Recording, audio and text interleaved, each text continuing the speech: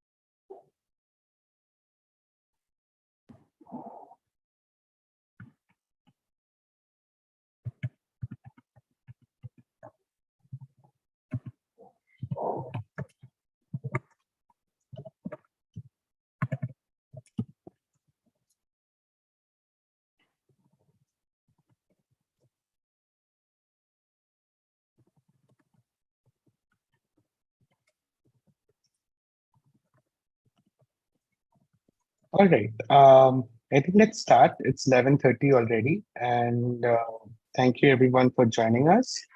Uh, I know it's in the morning, and we just okay, just getting ready to work. So that's why we thought, okay, what's the best way to start it off while discussing about privacy and data security? So today we are hosting a panel discussion, and the topic which we are going to discuss about is how to build a secure organization, keeping data privacy in mind. Right? Uh, Let me introduce myself. I'm the moderator. I'm Subho Halder, CISO and co-founder at Appknox. I have more than a decade of experience in security and security research, specifically on mobile, in the mobile ecosystem. And I have been giving talks and training people in different conferences such as Black Hat, Ciscan, and other places. And I've been building tools for automating securities and stuff. And what I've realized that security and privacy goes hand in hand, and hence that's what we will be discussing more on. Let me introduce you to our panelists. Uh, I have with me Raghunath. So Raghunath is the associate CTO at VXC Technologies. Raghunath, why don't you go ahead and talk about introduce yourself, a bit. Hi, thanks, Subho. Thanks for arranging such a platform on and representing the Data Privacy Day, which was on 28th. And I'm Raghunath Thiyagarajan. I am Associate CTO for VXC Technologies. We are a product company, and ideally I come up with some 20 years plus experience, where I started much earlier in career in terms of the IT infrastructure administration and security. Today, security has taken a different branch altogether, but not as a branch. It has become a big tree actually, which we specifically have to concentrate and start growing it to support the entire industry. And yeah, I come up with, I worked in a few places where I was handling the and building the entire security postures for organizations, and to run it. I am ISO 27000 certified, EC Council, CISO certified. So pretty much into security risk and compliance portfolio. Thanks, Subho. Thanks, Raghunath, for the wonderful introduction. I also have Vijayta Sharma, and she's the Associate Director at Fabricare. Vijayta, do you mind introducing yourself a little Sure. bit? Thank you so much, Subhu, and thank you for organizing this panel discussion. So, hi everyone. I have been working in legal field from past 11 years.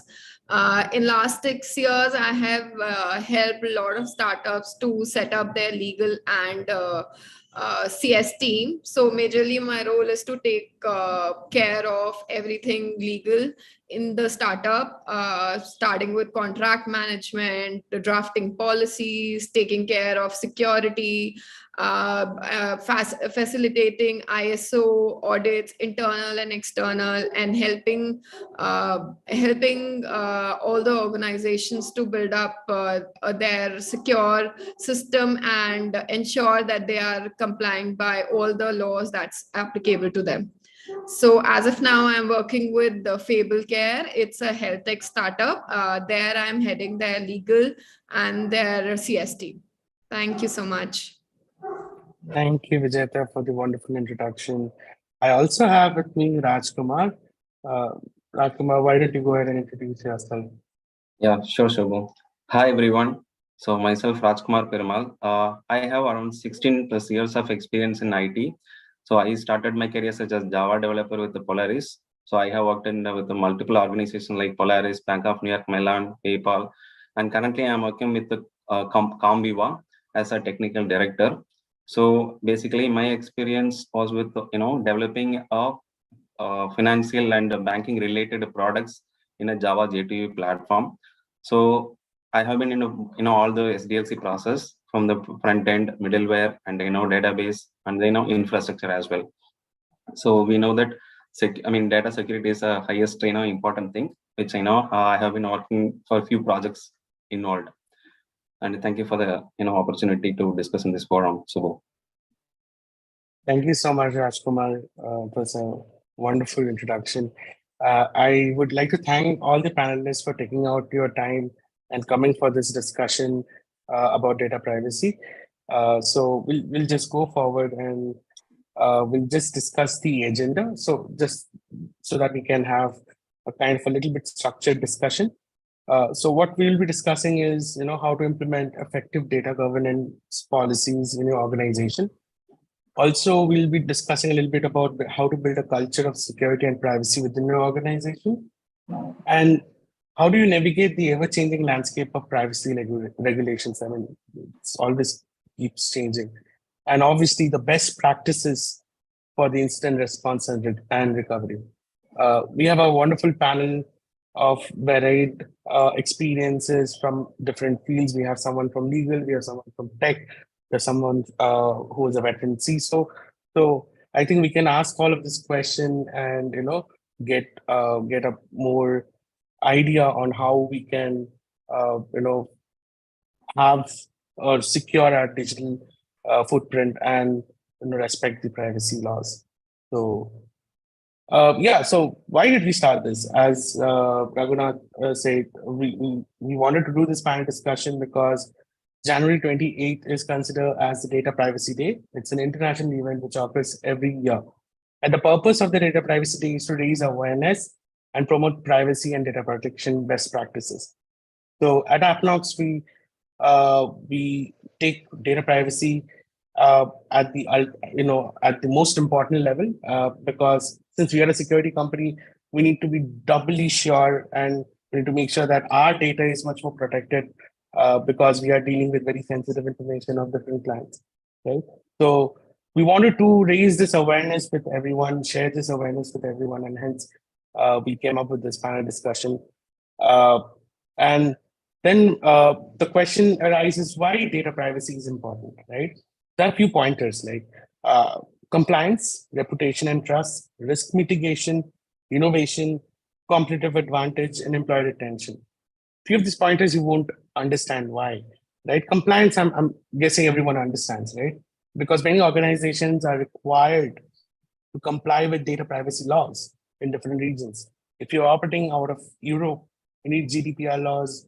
You need to follow those compliances along you go. Apologies. Reputation and trust. Obviously, if you have a really good data privacy policy, and if you make sure that all of this are in checks, then obviously you can do business with a lot of reputation, and it can bring trust to your customers, right? And obviously risk mitigation. Now, you cannot be 100% foolproof, fully secure company, right? And there will be issues which will arise. So what happens then? How do you mitigate those risks? How do you make sure that you handle those incidents in a proper manner, right? And obviously innovation. How do you innovate your organization to make sure that the data privacy remains at the core of your organization, right? And obviously competitive advantages. And the competitive advantage is very important thing, and that's the reason I put it over here, is because organization that prioritizes data privacy and security may be able to differentiate themselves from other competitors. You can actually go ahead and say that, we take data privacy more seriously. We have these laws. We are compliant to these, these many compliances and regulations, and that's why I have a little bit of competitive edge from my other competitors, right? And obviously employee retention, because a company which respects data privacy not only respects data privacy of its own, but also its own employees, right? So, and that kind of, it's a plus point for all your employee retention strategy, right? I'll just quickly go on to some of the common mistakes organizations do while securing data. Not encrypting sensitive data, right? Do you know what is sensitive data, right? And you need to classify, and then you need to figure out what needs to be encrypted. Lack of incident response plan, because there might be incidents which are going to happen. How do you respond to those incidents, right? Not updating softwares. I mean, it's a very basic point, you would know, but how many times do you update your apps in your device? Go to Google Play Store and update it, unless the app itself says, please update me, right? Failure to include all the stakeholders in security planning. It's not the only responsibility of the CISO or the legal team to only draft the data privacy plan. It needs to be responsibility of the overall organization to work on it, right? And obviously inefficient training to employees on best security practices, and obviously no regular test or monitoring of security controls are which kind of prevents or helps you to mitigate data breaches, which keeps happening, right? These are some of the common mistakes which we have figured out, which we have found while discussing with different other organizations, right? So a quick pitch about what is Appknox if you're joining for the first time.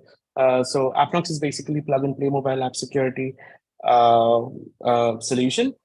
We provide 360-degree mobile security solution to businesses to secure their mobile applications, and to make sure that no security issues or vulnerabilities goes out in the public domain or in the app store. So and how do we do it? Just a quick slide to show it.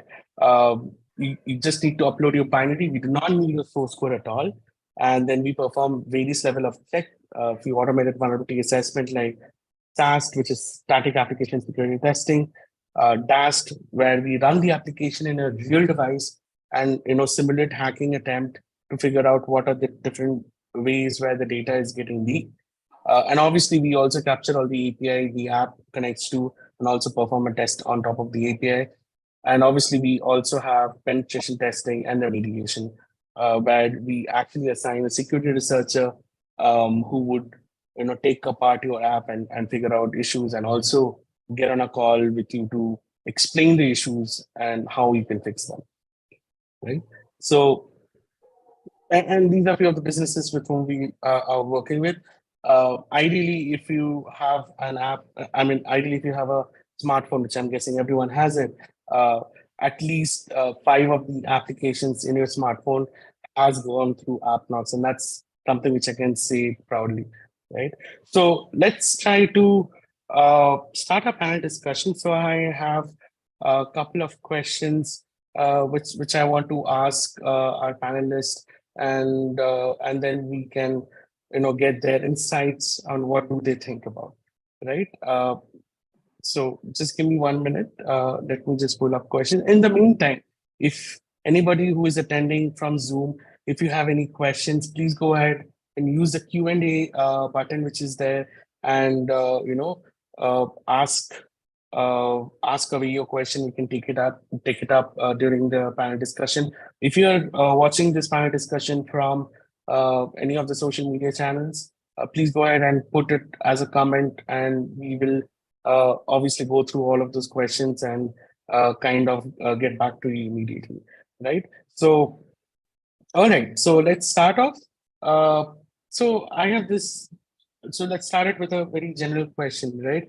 Why don't you go ahead and say your 3 challenges faced in securing the data in your industry, and how all your customers' data is adequately protected, and what kind of regulations you are facing, right? So I want to start off with Raghunath, if you can, go ahead and share your thoughts on this.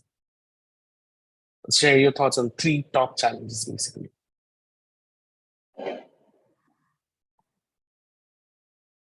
I'm sorry, Raghunath, I think you are muted. Sorry, I am speaking on mute. See, the 3 top challenges for me is, okay, definitely the data protection, okay, and which ideally starts from the data classification. And probably like we should be very careful in terms of classifying the data, and most of the time we miss out the data, or we don't understand what is our sensitive data.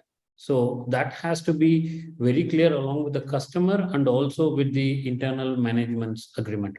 And yeah, there are a lot of frameworks which we can follow, standards and guidelines.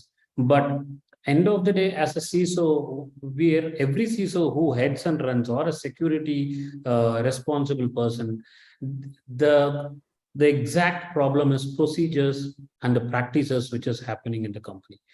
You can define a policy, you can have the appropriate internal audits, but every time is it been done or not, the CISO or the security person cannot go and check. So there should be a tracker, or there are enough amount of tracking tools, or people like Appknox or other tools where you ideally involve them to do the appropriate scanning for you and ensure those procedures are followed. There are 2 things. One is procedures we follow for the sake of compliance, or when the customer asks. But I see if there is an incident, then there is a humongous pressure which you will go through. It's not the incident should happen. Even if you see an attack, a potential attack is there, and still it is denied, there is a pressure. So to do this, the right guy who is sitting in the last line of as a warrior to support, he ensures that he opens a port, he is closing the port or not. Sitting at the level of CISO, I cannot able to do that unless I have an appropriate monitoring services, or a tool or a procedure, and ensure that is being appropriately managed. The very important thing is this, and behind that, there is always the customer, where we have to, the third one is like, if it is a complaint on the customer, we need to provide appropriate evidences. You cannot go and run back 2 months before creating evidences or to giving some kind of malfunctions. That doesn't work at all. And because the security is more mature these days. And so ensure that day in and day out, you practice and the procedures have been followed properly. Then this is ideally like all these things, like now what they think is like, okay, security is to protect data, which is ideally right. But end of the day, from business point of view, it is a reputation of the business, which exactly hits more for you in terms of your financial benefits as well. That's what I see, Subho. Thank you so much, Raghunath. I kind of agree with you on the 3 pointers, right? So, okay, let's just go ahead and ask, Vijayta. Vijayta, what do you think about, if you can share your thoughts about the 3 challenges you face in securing data? Yeah, I second Mr. Raghunathan, but at the same time, I would want to bring our focus on practical things like remote work. Remote work has given a lot of challenges in securing organization data, because there is a limit to which you can secure your data, especially when you are giving all the assets to a employee, where there are limits to how you can govern how they would be using the assets. So I guess remote working has been a major challenge, especially start of COVID, and now that people are saying go work from home because of various issues. So I guess that is one of the major issues that all of us face. And then I feel key employee training. We create SOPs, we do create SOPs, we implement things, but then again, as Mr. Raghunathan saying, how do we implement it within the team? So we have people coming in, especially in startups, like every day. And if you are during onboarding, if you don't train them, if you don't tell them what to do when, that becomes a challenge, because the person is working on and person is using your secure data. But the problem is they are using the personal data of a customer, of employees themselves, of the company as well, but they don't know how to handle it. So we have to, as a startup, we have to understand that we have to train each and every employee, especially the ones who work with this kind of a data, that how do you use it? How do you ensure that you are protecting and securing that data? Because it's not just your obligations. Moreover, it's company's obligation. It's our obligation to maintain that and secure that data. So I guess these are a couple of things which I feel are plays major role in securing our data and are becoming challenging in these days. Yeah, Vijayta, I can totally relate.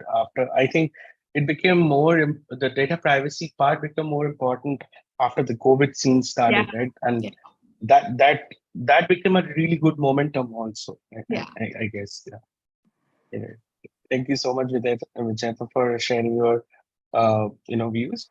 What about Rajkumar? Rajkumar, what do you think about 3 top challenges you are facing, or you have seen, or you think is there in the industry? Apart from data classification and compliance, as a developer, since I faced a few challenges, as a developer and a reviewer in a Java digital platform and development side.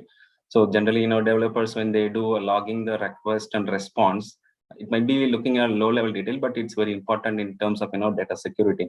So companies has to implement analyzing the logs and what are the data is logged in the logs. So it has to be captured and it has to be either masked or encrypted for the external usage. And even recently, Jan 19th, I think you might have heard that there is an attack in PayPal it's called a credential stuffing attack. So it is because happening same password when the people are using for multiple sites. So for the hackers, it will be very easy to hack the weaker site and get the password, and they will use it for the other sites. So it is again a people's responsibility to have a different password for different sites. It's their responsibility as well. And the one more challenges in a network level data hacking. So that is one kind of challenge we are facing, and with the TLS, the transport layer securities, we can at least we can control it. So in terms of our company and the customer data, yes, how we are handling. So we are decrypting end-to-end our data, and with the proper password policy within our organization and with the proper firewalls in our infrastructure, we are taking care of securing our customer data as well as our organizational data. So in terms of regulations, yes, we are following all kind of information security regulations and the cyber security laws and regulations. And yes, we have partners like CISA and Appknox to do the vulnerability checks every quarter, and we are ensuring that our data is protected. That's all Thank from my you so side. much. Thanks, Rajkumar. And I completely agree about, setting up your username and password. It needs to be different from each and every services which you use. Although people started using things called password managers, and recently in November last year itself, there was a data breach which happened on a password manager itself. It was Right. called LastPass, and all their private vaults were, breached. So at the end, I think also educating the users is also one of the very important aspect. So yeah, thank you so much, Rajkumar, for sharing your insights on this, right? So I have a very specific question to Raghunath, right? Uh, why don't you tell us the best effective way to protect data loss and implement data recovery in any organization? Data loss, okay, we just heard a few of those things, but also how to implement data recovery in any of these organizations who are looking to, have data privacy in place. Correct. So see, data privacy in places. Okay, the first thing, like we don't want to disclose any of the information, the confidential information what we have classified. And so now that same information, there are two parts in it. Where somebody takes it, then he should not able to use it. And in case if I lose it, how do I, is it possible to recover? If there is a crash, then I recover. If something is stolen through ransomware or something, then there is no recovery. Okay. So ideally, so taking that as a point, the first implementation should be data loss prevention. There are good amount of tools. And even before that, there are two ways of seeing it. There is an internal threat and an external threat. So external threat, that is like you are ideally looking for someone, or you are trying to protect somebody from outside. You put enough amount of your firewalls, tools, and your web application firewalls. So you're trying to protect. If he steals your data or crashes your mission, the first thing is either you mirror it across the region or you have a backup and you recover it. If not, and if you store it, I very much recommend you should do an encryption methodology. Even if it is stolen, then he may not able to use the confidential data. And for ransomware, this is the only solution. You have an appropriate encryption and with the right backup for your confidential data, because you may not, most of the time, you cannot recover it. And those people is not going to say any of your identification of them to transfer your money. That is on the data recovery. And DLP is very, very essential for your endpoint security. What Ms. Vijayta said, like working on an remote, and our this generation kids are pretty much happy working in remote beach resort or a vacation. So in those areas, it probably like DLPs across any endpoint is very, very essential to protect your data, and also at some point of time to recover it even from the endpoint. There are tools. Even in case unknowingly, if someone has been hacked and or the laptop has been stolen, lost during the travel, you would able to erase the data as well. So these are few points are pretty crucial at this point of time. And I don't know how the next generation is going to come in, and that will be more difficult for people younger to us now to go and manage them. I completely agree. Even for the backups, right? Offsite backup was a thing which used to happen when we had data centers, right? And offsite backup was very much a thing. Now it's more of, we say, cloud backup. We kind of back it up in the cloud, and that is considered as more of an offsite. More of an offsite backup. So that's the, so DLPs will ensure you to protect and to recover. Ideally, the cloud backups are good. And even when you put it on the cloud, please encrypt it and just keep it on your cloud. So that's where I recommend.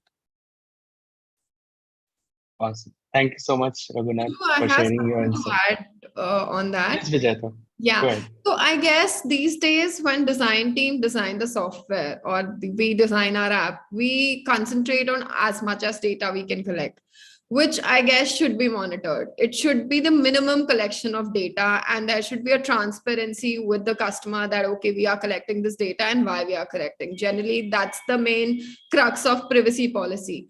And instead of collecting everything which we can collect from the user, because user is the main point now, because user is what we are collecting and the data is what is selling these days.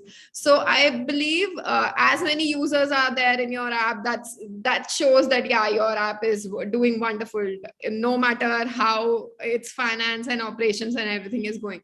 So I guess that should be monitored somehow, that every company should collect minimum data which is required to use your app. I guess that should be somehow monitored by government or regulations. There should be something, or maybe there should be a clause coming up in our, we have a bill already, digital personal data protection bill. So I guess there should be a clause where we can monitor all the startups and all the companies to collect minimum data. I guess that would also help in companies to protect the customer data. Yeah, absolutely. I kind of agree. And but then there comes a thin line of user experience versus You collection also of know, data. and I also know those are the things that we use Yeah. as an excuse. So I guess we should actually ensure that we are protecting the data, collect minimum as less as you want to provide the services. And I guess it would also give you scope to ensure that, okay, even if something goes wrong, you have measures to recover only that amount of data. So you have to keep your problem solved, and then your solution would also be easier. If you keep your problem open and it's unlimited, then your solution any which way would be hard to identify. I think in the start when we say it, right, when the product teams are actually writing the product from ground up, Basically, yeah, design team needs to ensure design team, they need to do it from the ground up, and that can make it much better. Absolutely, I kind of agree on that. Great. So Vijayta, I'll come back to you only. So why don't you go ahead and discuss the importance of data privacy in building a secure organization, right? What's the importance of that? Yeah, so majorly I feel it's about the trust issue.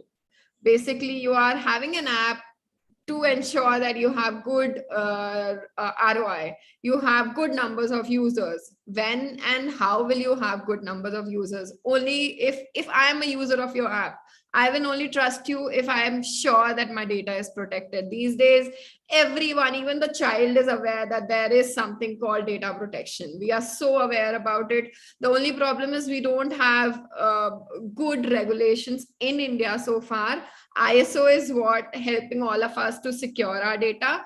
And now there are apps which tells that these are the particular apps that you should delete because they are not protecting your data as they should, right? And these apps keep sending notification to different apps. Okay, this customer have asked you to delete your delete his or her account. So I guess there is a huge factor of trust building with the customer. So as far as you can tell them that your data is secured, you have good measures of protection, like you have certifications, you have, because we do not in India, we do not have regulations except IT Act, which is like talking in a very minimum requirements of data security. So have an ISO, have a certification, and tell them that, build a trust with them, have a relationship with them, and tell them, yeah, we have these safeguards and we are protecting, we are ensuring that your data, your privacy, everything is protected. So I guess that's the major thing which is which is important for all the organizations, especially startups, because big companies ensure that, because as we grow, we have to ensure that we have everything in place. So startups should also start thinking on that terms, and as soon as they have some base ready, maybe from 0 to 1, from 1 they should start that, yeah, now I need to build the trust of my customers, and we have to get these certification in place. So I guess which now good startups are heading towards, and which is which is actually good for us.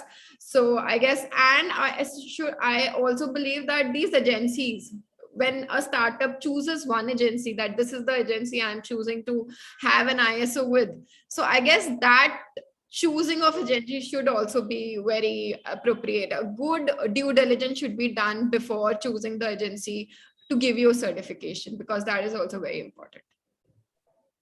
I completely agree with you, Vijayta, on this. Actually, I think shifting the responsibility as early on as you can, right? Yeah. If you start from the startup, your cost benefit ratio goes way up, because you have already started doing in your initial level.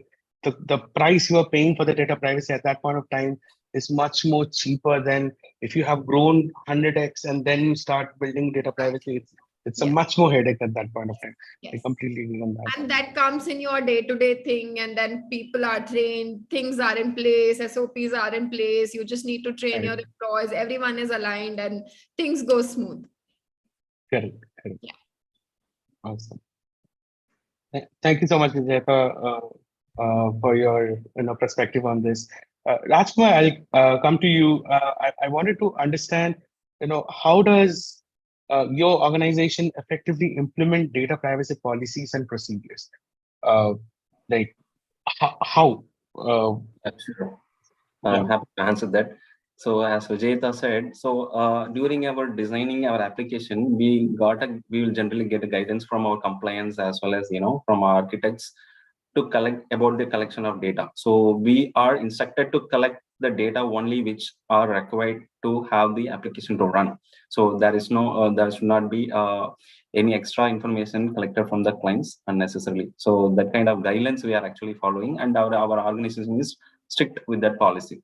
And we have a data privacy policy, and we have a security officer to guide the team, and they will have we have a regular team which they will do a regular audit in a quarterly basis. And we are conducting a regular training and awareness programs. So not only for the developers level, it is for the whole organization level. Even you don't believe it, I mean, it's organization's responsibility to conduct the awareness and training programs, even including the security team and even the housekeeping team itself. Because there are two kind of data securities there. One is cyber security, and another one is actually a data security. So cyber security, at least with the application and infrastructure, we can handle it, the data on the network. But it's come to if anything written on a paper, if it got lost, then it's again it's also a data loss. Okay, so to protect that, it's every person in the organization is responsible to take care of it. So again, as I said, it's we are following a people plus system approach.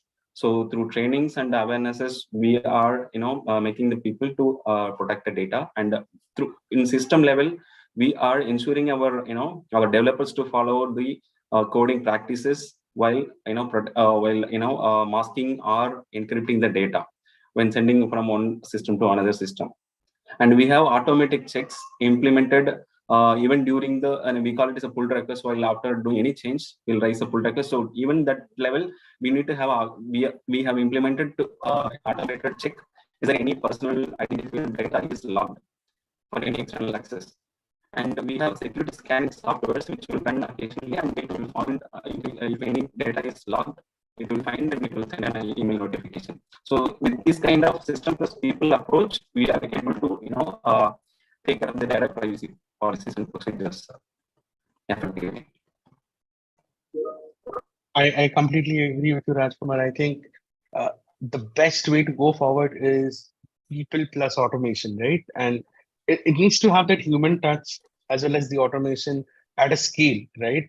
Uh, when you start small, you can have that people process itself. But when you keep scaling up, when your team keeps growing, it is impossible for just a people approach to take care of it. But you need to put in automation, but also you still need that touch of people over there. So yeah, I mean, it's very interesting to know how you are handling, all of these compliances and policies, at your organization.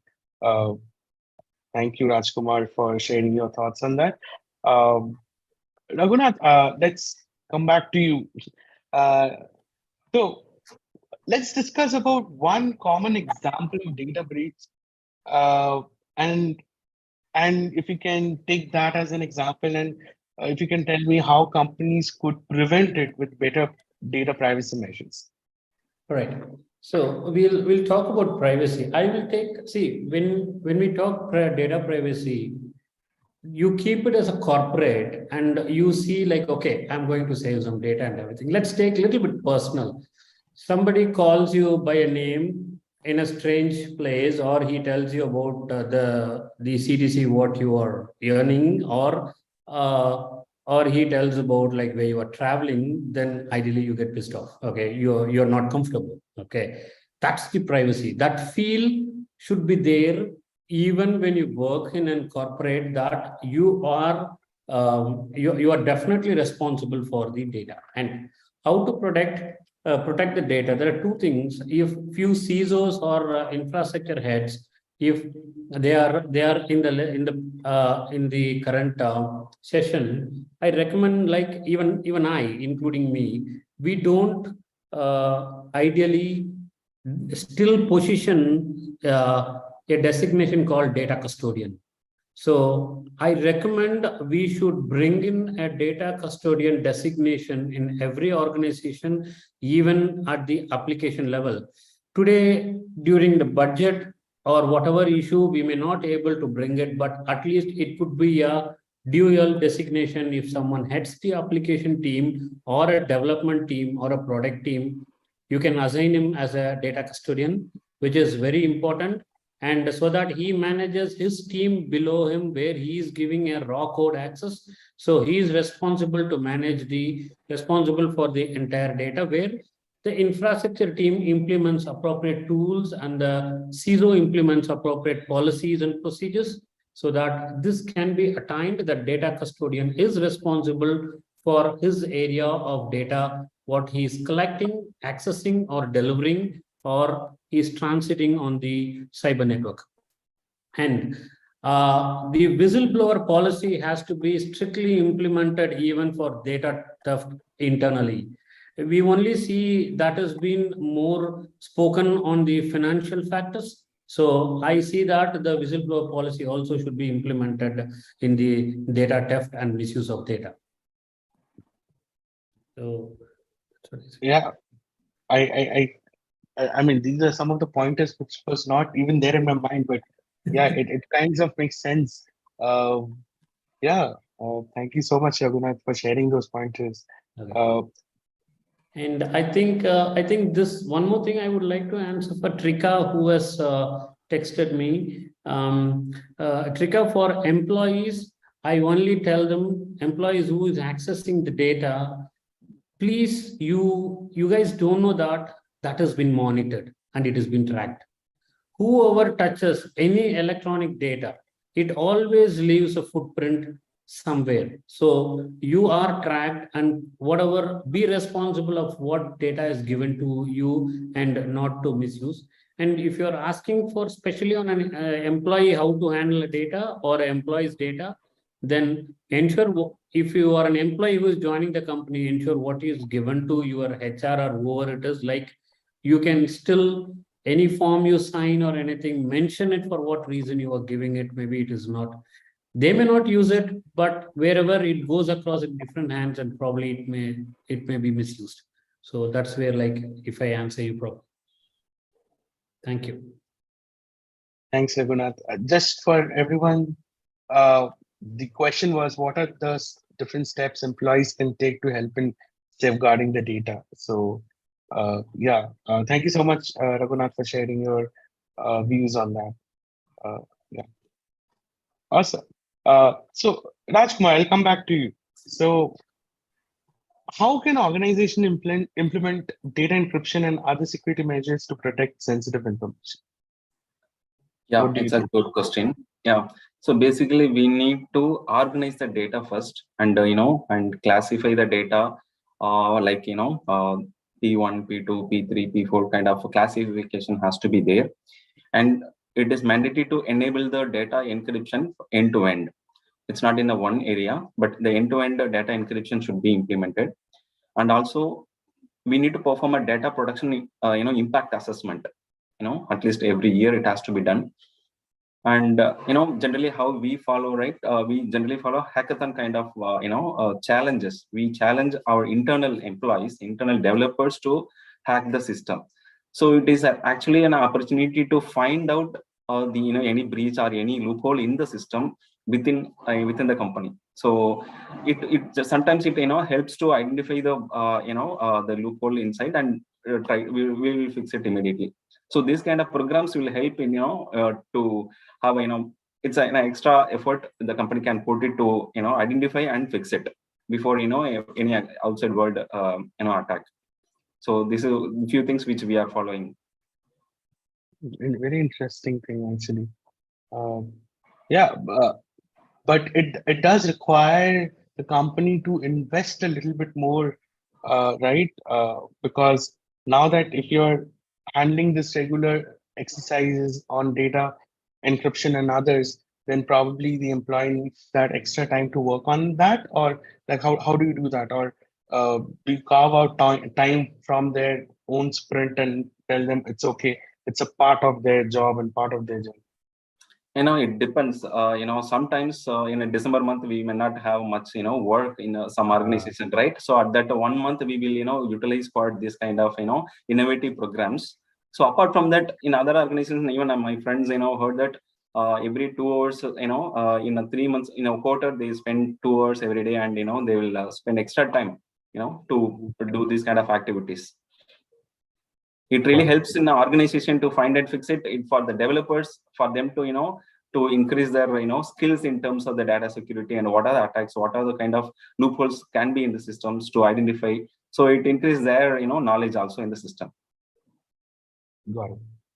Thanks, Rajkumar, for sharing your insights on that. I'll go back to Vijayta.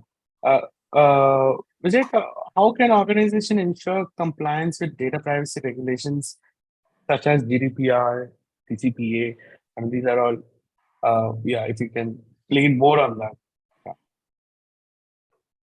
I'm sorry, Vijayta, I think you're muted. Yeah.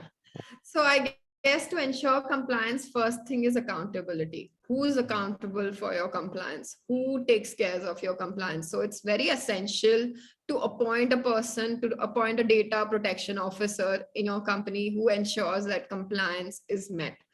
And when you talk about GDPR, CCPA, these are all foreign land regulations. We do not have a regulation that is as stringent as GDPR or CCPA. So we have a bill, but it's still not implemented.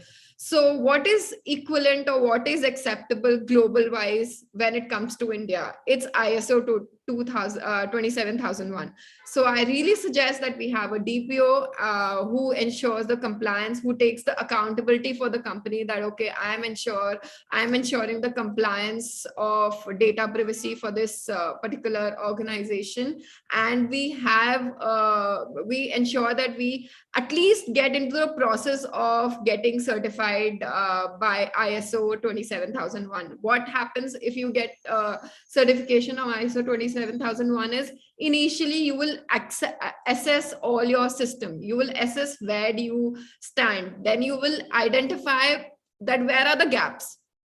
where are the gaps in our system, which you can again fix through the right methods, right? So there would be implementation of appropriate technical and organizations measures through when you get in a process of getting ISO certified, right? So these then also at the same time, if you get in that process, the training would happen for all your employees, the training would happen for all your vendors, onboarding of vendor would be synchronized for your company, SOPs would be created, right? So it will also ensure that you have a plan in case there is any breach, you have a plan. So all these, if all of this will come in, and if all of this will join hand, then it will and the company will ensure that on day-to-day basis they are ensuring, and they are actually ensuring that they are complying with the data privacy. So these are two crux that if the company uses, they will ensure that there would be a compliance with all the regulations related to data privacy. That makes a lot of sense, actually. Okay, thank you so much, Vijayta, for sharing your opinions on that. What I'll do is now I have a couple of questions which is incoming, I think from various social media as well as from this Zoom meeting itself. So probably I'll just go ahead and ask this question to the to all of you, and probably get some insights. And yeah, so the first question which I'll take up is by Rajesh. So he was asking, what measures should startup take for data privacy? And mind you, it's a startup, so a small company, right? What do you guys think for a startup to take for data privacy? What measures? Yeah. So first, Anybody want to design team should focus on what data you want to obtain. You have obtained certain data, then how do you protect that data? So have the SOPs ready and train the employees, because those are the minute things which play major role in a startup. And as soon as if your employees know what to do, when to do, and how to do it, that would safeguard most of the things within the startup. And then gradually, if you have fundings, if you have enough things, then go for ISO, have a DPO in your company, have a data protection officers for people who don't know what is DPO. So that's a person who is appointed as a data protection officer. It could be your legal team, it could be your technical head, it could be anyone who have good understanding of what data privacy and security means to the company. And thank you so much. I add to this is like, as a startup, as Vijayta said, you may not have an ISO, maybe you'll go a little later. So you can include few legal clauses in the contract, what you are signing with the your customer or client. So that suffice to cover you in terms of using, accessing, or purging the data. Yeah, and sign an NDA without fail, sign a good NDA without negotiation, have a solid NDA framed for your organization, and ensure wherever and with whomever you are sharing your personal data, your employee data, your customer data, company's data, ensure that they are signing your NDA. And if it's your customer data, I would say that along with the other agreements, go for a DPA. DPA is data protection agreement. So it ensures that how the other company, the vendor, how they use or the data that you are sharing with them, your customer data, your employee data. So sign a couple of things like an NDA, like a DPA, and then that will ensure that, yeah, your data and your customer data is protected by a third party that you are working with. So in terms of, I think I won't Vijayta out in a compliance standpoint, but in a design standpoint, they should ensure what are the data has to be collected, and the encryption from the end to end, it has to be there. And especially while storing the data in the database, they need to follow the process. If any data can be stored, that has to be validated against the compliance team. Then after the approval, it can be done. Otherwise, all the data has to be encrypted. None should be in a readable format. So those are a few key points they have to, it's basic to look into that in a design perspective. All right. Thank you so much, everyone, for sharing your views on this, right? Especially, it's very important for a small company and startup to care for data privacy and how to start off is it's the very important thing. Okay, I have another question. I can take just two more questions. I'm so sorry, but what I'll be doing is I'll collate all the questions. I'll send it to all the panelists, and we can take those questions offline and send out an emailer to everyone who has joined.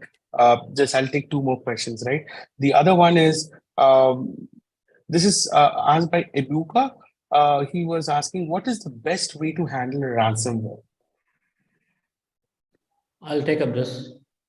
Please go ahead. All right. See, it's not that I am talking to you in terms of what I read through, browsed through, or what the industry recommends. I myself encountered a couple of situations in terms of ransomware that people just came, took up one of our customer server, okay, in US, and he is asking for cryptocurrencies. That's where it will all start. One day you cannot log in and nothing happens. And they will send you like, okay, you send me some Bitcoins, that kind of things. So that's where, and you cannot transfer and you cannot trust them. They will decrypt your server and give it back to you. Okay. And there is one more instance happened where we did some vulnerability assessment in Chennai in a star hotel. I don't want to mention it. Okay. So ideally, like suddenly they got a call. They called me at 11 o'clock in the night and they said, okay, there is an ransomware attack. And there are first thing there are two things I'll put it. The immediate action, what you should do, and what remediation proactively that you should be carrying out. The first is you have to disconnect that appropriate server and move it out of the network. Okay. And you might, I don't want you to even put another OS, just reformat it a couple of times, and then you can bring up the server or leave it for some time, and then you can start using it. That could be the first thing that you should be doing it. And the second one is, despite you have appropriate firewalls and everything, there should be an proper monitoring of your traffics, and also a VAPT has to be done periodically. This will ensure where are your gaps in terms of your applications and also on your network. And despite when it happens, then what you need to do. There is no way to get this back. Always have your BCP plan, business continuity plan, in place. There are two things. They called BCP DR. DR is disaster recovery. There is something as disaster happened, you are recovering it. But before that, there is BCP. How do you run your business? So business continuity plan is very essential. Your recovery time is, I don't know, if it is 1 hour or 2 days or 3 days, how do you run it? So here your BCP plan has to be pretty strong and ensure that you have appropriate backups. As Subho mentioned, like there could be cloud backups, which we can do. Either you keep it active or active passive. And ransomware, please encrypt all your sensitive data. And they cannot be used, they cannot sell it in dark web, and they cannot do anything. So and if you are following GDPR, ISO 27, especially on GDPR, ISO 27001, it's not going to penalize you. If it is a star hotel, then you have to comply to follow GDPR. If you have a data from an European Union, then you can be penalized. So it's little critical. So please encrypt your sensitive data, which is very crucial. So that's for a ransomware question. I would like to add on that. So Raghunathan was talking about the global companies majorly. What happens to the startups which are India-based, which are in early stages? So we have ourselves, in my previous organizations at several places, I have faced this issue, and negotiation plays a very major role when it comes to small hacks, or when it comes to, because there are students now who are amazing at doing these things. They are doing it for paying their fee. They are doing it for various reasons. So how do you negotiate with them? First, you do as all technical measures, take all technical measures as suggested by Mr. Raghunathan.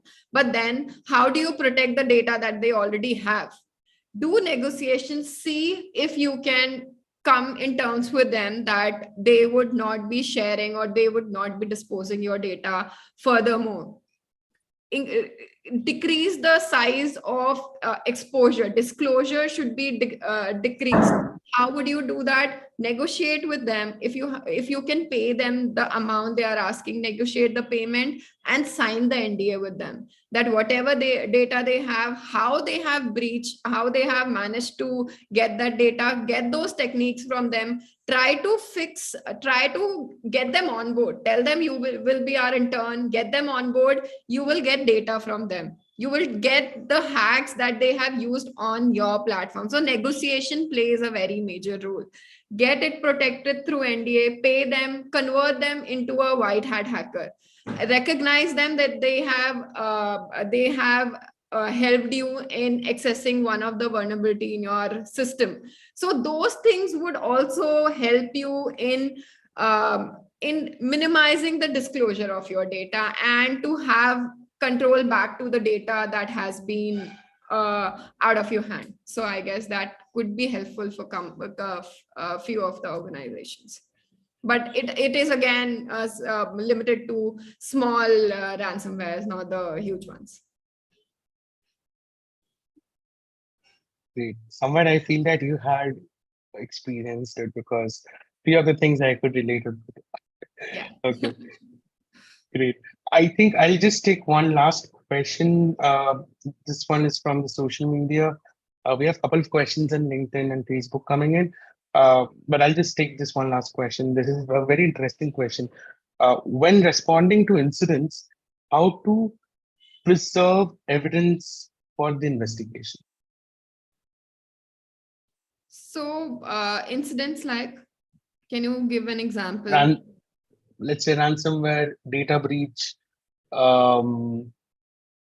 so technical internal. evidence, I guess Mr. Raghunathan would be able to answer, but again, rest of it would depend on how do you negotiate with them, how much information you can abstract from them. So, and you have to ensure that before you go and talk to them, you have set of questions ready and you have set of people ready who can ask technical questions, legal questions. You have to prepare before you go talk to them. So, and you have to record all of it, record the meetings, record the timings, record what they say, take their permission before recording major thing. Before you record any meeting, anything, take their permission. That's a confidential data. So once you want that confidential data to be in your access, you have to take permission. So other than that, I guess technical front, Mr. Raghunathan can answer. Right. See, when you respond to an incident, see, the incident has occurred. Now you start responding to the customer or to you are also negotiating along to the person who is the attacker, or you may or may not, or to the internal management. So that's where we see as an incident response, how you start reacting. And the first thing first is like, be transparent. Number one, what is happening if you as a customer tell them like there is an attack, and most of the time that when the end of the day there is an business which is happening. Anything is hidden, not transparent, not disclosed, it's going to affect the entire business. So be transparent, tell your customer, okay, this is what has happened and what you're doing is right. That is one thing. Second, perseverance of your evidences. So whatever your evidences like has happened during the attack or an incident, then you should ensure what is being good to disclose, or if you have the management approval to disclose, and what type of data that particular evidences has got. Is it some kind of financial information, or the information of the customer, or the customer's information which has been already stolen? So these things, like, you ensure whether this has to be disclosed or not, and that has to be masked, and it has to be it has to be given to appropriate. Even if you're giving it to the media, in terms like you go and accept, like, okay, there is an attack, then this has to go to a complete legal process here. So that is very essential. And again, end of the day, there is a business which is happening behind this, so that should not be impacted. Thanks, Raghunath. Actually, we are running a little bit out of time, so probably Rajkumar, if you want to share your thoughts a little bit in like 30 seconds or so, and then I have one last question to ask every one of you. So, and then, Rajkumar, do you have anything to add to this? Right now, and I have no points on this particular thing. Okay, great. So now this is going to be a rapid fire kind of a round. So if you can just answer it in like 30 seconds, that'll be great. So the question is very simple. How can organization regularly assess and improve their data privacy and security measures? Right? What do you think are the one point which you think organizations should do, or how can they do the regular assessment and improve their data privacy and security measures? Proper training and the consequences of data leakage. So it could be either intentional or by mistake, but either way it's not acceptable. So we should clearly explain to everyone in the organization to make them understand. And every 6 months we should have a certification kind of training. So they should get certified. So by doing this, we can achieve it. I guess periodic evaluation of an employee. Yeah. Okay, makes sense. And sometimes, like, okay, please do not encourage and accept even a small mistake in terms of security. That gives a discipline to maintain it. Penalize. Perfect. If required. I know. I didn't say Thank that. you so much. I'll leave it to the lawyer, okay? The legal things. Yeah, this is the benefit of having everyone from different domains coming and sitting and discussing. So I think that this was a great discussion actually which we had, and I think we didn't realize that the time went by and we kept discussing about things, and it's a very learning experience for me also. I learned a lot from all of you, and I'm guessing it's a learning experience for everyone else who have joined this panel discussion. Thank you so much, everyone, for joining this discussion and taking out your time to come here and talk about data privacy. Thank you so much, Rajkumar. Thank you so much, Vijayta. Thank you so much, Raghunath, for your time and for a great discussion which we had. Thank you. Thank you so much.